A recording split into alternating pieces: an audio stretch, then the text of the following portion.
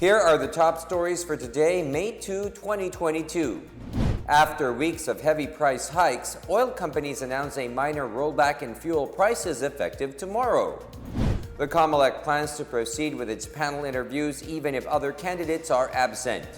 The DOH denies claims of a COVID-19 surge happening before the May 9 elections. And Malacanang declares May 3 as a regular holiday to mark Eid'l Fitr, or the end of Ramadan.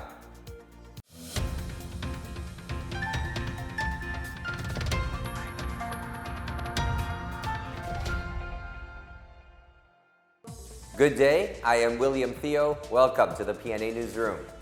Some good news to start the week. Fuel prices will be rolled back tomorrow after 2 straight weeks of price hikes.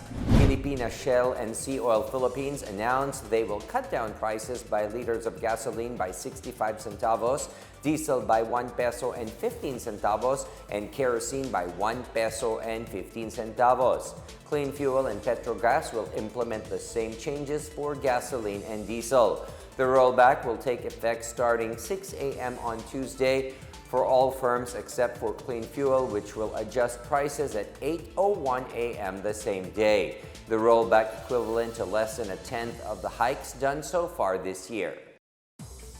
Former Senator Bongbong Marcos and Davao City Mayor Sara Duterte remained at the top of the list of candidates in the latest Pulse Asia survey. In the April survey published today by the pollster, Marcos retained his 56% preference rating to stay at the lead. Vice President Leni Robredo is still on second place with a 23% score, or 1% lower from her rating in March. Senator Manny Pacquiao overtook Manila Mayor Isko Moreno in the third spot with a 7% rating compared to Moreno's 4%. Among the vice presidential candidates, Duterte is still the most preferred candidate with a 55% rating, followed by Senate President Tito Soto with 18%, Senator Kiko Pangilinan with 16%, and Dr. Willie Ong with 3%. The Commission on Elections is pushing through with its panel interviews even if some presidential and vice presidential candidates have declined. Comelec Commissioner George Erwin Garcia said the poll body will proceed with a scheduled one-on-one interview with the candidates from May 3 to 6, as it is their commitment to provide a venue for discussion to let the Filipinos know more about their candidates for the top post. Among the confirmed attendees for the presidential posts are Foreign Affairs Undersecretary Ernesto Abella, Labor Leader Leody de Guzman, former Defense Secretary Norberto Gonzales, businessman Faisal Magondato, Dr. Jose Montemayor Jr., and Senator Manny Pacquiao. Meanwhile, confirmed attendees for the vice presidential interviews are Senate President Vicente Soto III, Rizadito David, Manny Lopez, Carlos Serapio, and Professor Walden Bello. Classes in public schools will be suspended from the 2nd of May to 13th of May to give way to election-related activities. The Department of Education, or DepEd, announced there will be no classes from kindergarten to grade 12. During this period, teachers and DepEd workers are expected to fulfill their election-related duties. However, teachers that do not have election-related duties will have to report to school.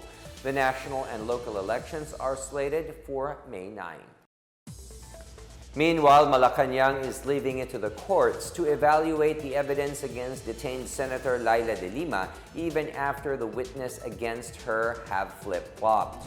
Communications Secretary and Acting Presidential Spokesperson Martin Andanar said the palace respects the independence of the court in handling the case of de Lima. At the same time, he said they continue to trust the Department of Justice and the National Prosecution Service in investigating and prosecuting the charges against the senator. Andanar made the statement after former Bureau of Corrections officer in charge Rafael Ragos recanted his testimony against de Lima. Ragos claimed that he delivered money on 2 occasions to de Lima's home in 2012. However, in his sworn affidavit on April 30, he said all his allegations against de Lima were false. He also claimed he was threatened by then Justice Secretary Vitaliano Aguirre. Last week, self-confessed drug lord Kerwin Espinosa retracted his accusations against the senator. De Lima has been in prison for drug charges since February 24, 2017. At least 8 people were dead and 3 others were injured when a fire broke out at a village in UP Diliman, Quezon City this morning. An initial report from the Bureau of Fire Protection shows that 80 houses were razed by fire, which started at a residential community at around 5:20 in the morning. It spread quickly among houses that were made of light materials. Fire out was declared at around 7 in the morning. Still ahead, the DOH denies claims of a COVID-19 surge happening before the May 9 elections. President Duterte leads the opening of a hospital for OFWs in Pampanga. We'll be back after a quick break. Keep it here on the PNA Newsroom.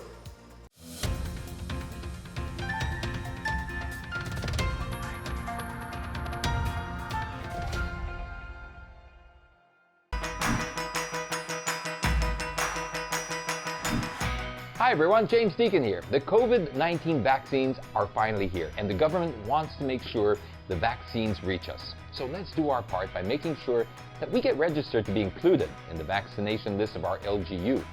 You can register right in the comfort and safety of your own homes through your LGU's online registration platform. And you can also register on-site in the vaccination venues or through your barangay. Remember, getting vaccinated is the first step towards ending this pandemic. So let's do our part as disciplined citizens.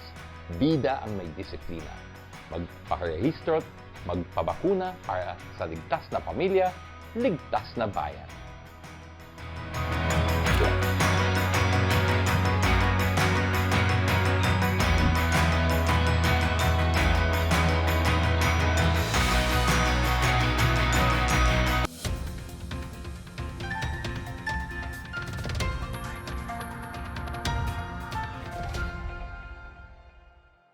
The Department of Health has denied rumors that it will announce a coronavirus surge days before the May 9 elections. This after a Twitter post made a round on social media alleging that the DOH will release a report indicating a surge in COVID-19 cases due to campaign rallies. In a statement, the DOH said the post is an unfounded rumor. It says the Philippines has low COVID-19 case trends due to high vaccination coverage and public compliance with minimum health standards. The DOH also reminds the public to strictly follow the minimum health protocols by wearing face masks and getting vaccinated against the disease. COVID-19 vaccination in the country continues as the government ramps up its drive to achieve herd protection. Meanwhile, measures are also in place should health authorities roll out the second booster shots to other eligible members of the population. The National Vaccination Operations Center, or NVOC, assures there is enough supply of COVID-19 vaccines should health experts expand the second booster shots to the general public. NVOC Chairperson and Health Undersecretary Mirna Cabutahe said the Health Technology Assessment Council is already studying whether it can give a go signal for the second booster shots of the other priority groups. To date, the NVOC said over 6,000 individuals have received their second booster shots during the first week of its rollout. Cabutahe said 146.7 million doses have been administered nationwide. The NVOC is studying whether to set up vaccination sites in polling precincts on election day. Meanwhile, the latest data from the Philippine National Police shows that 98.45% of its personnel already received their booster shot. Overall, 99.60% of the strong police force is already vaccinated. 0.11% are waiting for their second shot, while 0.29% remained unvaccinated. Meanwhile, the PNP recorded no new COVID-19 case over the weekend, leaving the number of active infections to just 1. In Ifugao, 80% of the eligible population are now vaccinated against COVID-19. Mayor Raldis Andre Bulayungan said among the 11 Ifugao municipalities that have achieved herd immunity include Kiangan, Lagawe, and Lamut. Bulayungan attributed the people's obedience to get vaccinated to the elders and officials who have received the COVID-19 vaccine. For the PNA Newsroom, I am Marita Muaje. COVID-19 patients are not allowed to go out while still in isolation. This is reiterated by Health Undersecretary Mirna Kabutahe amid calls to allow the patients in isolation to go out and exercise their right to vote on May 9. Base po sa Republic Act 11332, hindi po pwedeng lumabas ang mga may sakit, no? They are not allowed to go out of their areas pag sila ay positive. So, hindi sila pwedeng lumabas sa isolation facilities. I have not heard the Comelec providing arrangements para makaboto yung ating nasa isolation facilities. Ang stand ng Comelec, they may not be able to vote. Pero yung mga hindi vaccinated at kailangan ng RT-PCR, they will be voting in an isolated voting place doon sa area ng ating mga election precincts. In our business news, the public and private sectors have committed to continuing creating more jobs for Filipinos as the country recovers from the COVID-19 pandemic. During the 120th Labor Day Trabaho, Negosyo, Kabuhayan, Job and Business Fair in Pampanga on Sunday, Trade Secretary Ramon Lopez said foreign direct investments that the Philippines secured last year would generate more employment. The Philippines logged $10.52 billion in FDI net inflows last year. This has leapfrogged the country from ranking 6th to 4th spot in Southeast Asia with largest FDI. He added, with policy measures amid the global health and economic crisis, the administration is successful in saving lives, jobs, and livelihood. Last year, the government launched the National Employment Recovery Strategy, or NERS, to stimulate jobs creation amid the adverse impacts of COVID-19 to employment and livelihood. In last year's Labor Day, the NERS committed to recover 1 million jobs. President Rodrigo Duterte on Sunday lauded the construction of a new hospital specially built for overseas Filipino workers and their dependents. Duterte led the inspection of the OFW hospital in San Fernando City, Pampanga, coinciding with Labor Day celebrations. The president said this is the government's way of thanking our OFWs for their valuable contributions to the country's progress and for upholding the Filipino identity in the global community.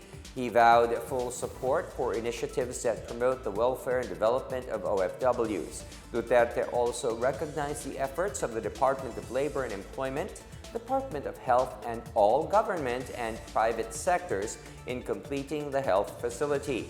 The OFW hospital started its operations as a polyclinic today, with full operations expected by the end of June.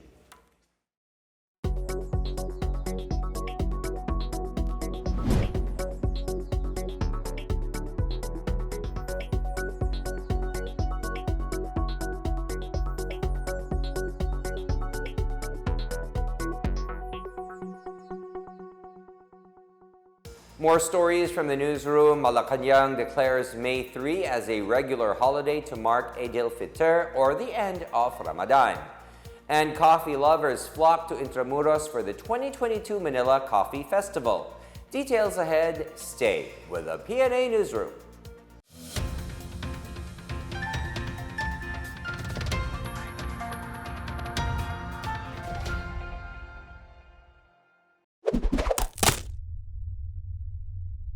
Follow me, Jones po, para sa kampanyang Disiplina Muna na pinangungunahan ng DILG. Bakit ba kailangan magparehistro sa pagpapabakuna laban sa COVID-19? Mahalagang magparehistro dahil ito ang unang step sa pagpapabakuna laban sa COVID-19. May 3 pamamaraan upang makapagrehistro ang isang Pilipino na nais mabakunahan. Una, ang online registration sa inyong local government unit o LGU. Pangalawa, ang pagpunta sa mga vaccination centers at pagkuha ng registration form. At pakikipag-ugnayan sa mga pinuno ng barangay o sa mga barangay health center.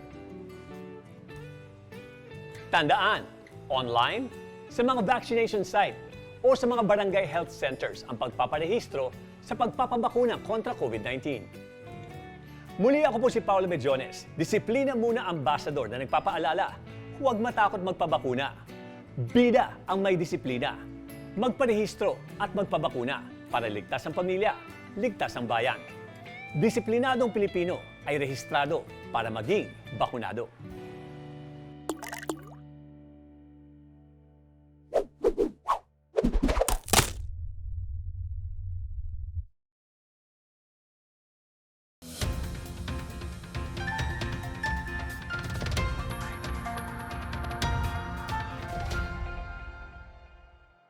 Malacanang has declared the 3rd of May as a regular holiday throughout the country to mark the Eid'l Fitr, or the end of the month of Ramadan.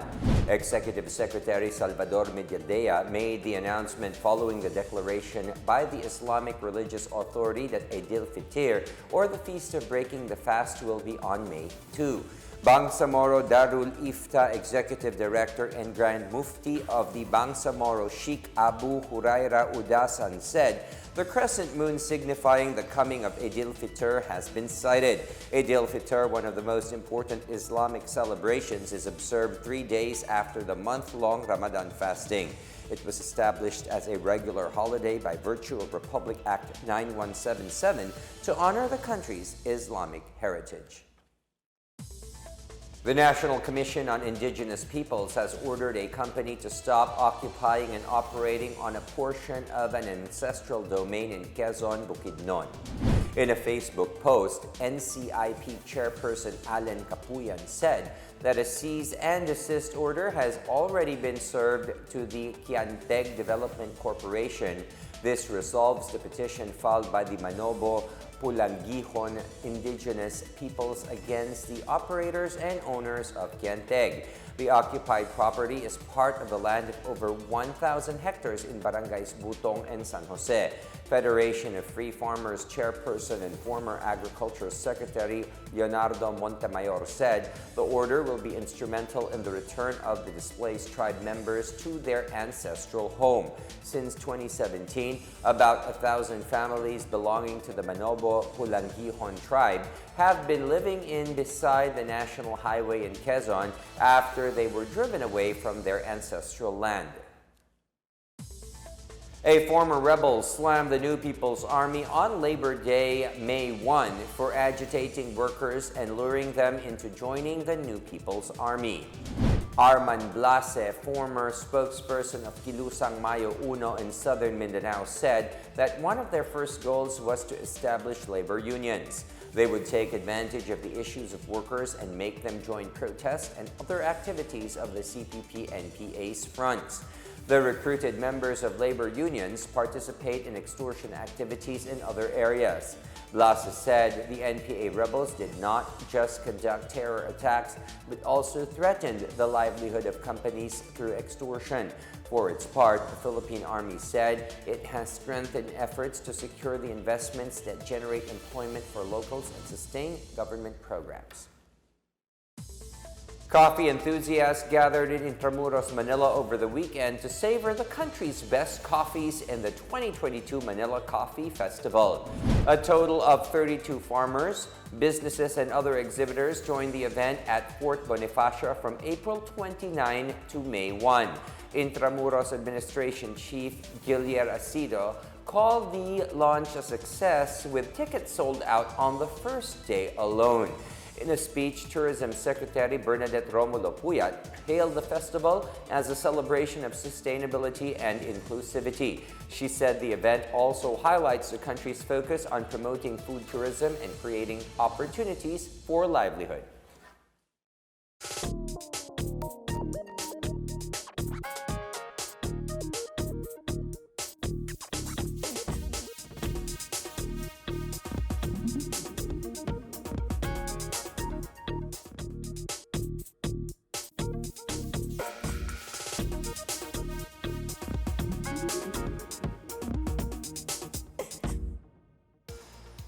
Let's take another look at today's biggest stories. After weeks of heavy price hikes, oil companies announce a minor rollback in fuel prices effective tomorrow. The Comelec plans to proceed with its panel interviews even if other candidates are absent. The DOH denies claims of a COVID-19 surge happening before the May 9 elections. And Malacanang declares May 3 as a regular holiday to mark Eid'l Fitr, or the end of Ramadan. As Filipinos, we all have a vital role to play in preventing the spread of COVID-19. So remember, wear your face masks and face shields, wash your hands often, practice safe physical distancing, go out only for essential reasons, and get vaccinated as soon as possible to protect ourselves, our families, and the community. Together, we can beat COVID-19.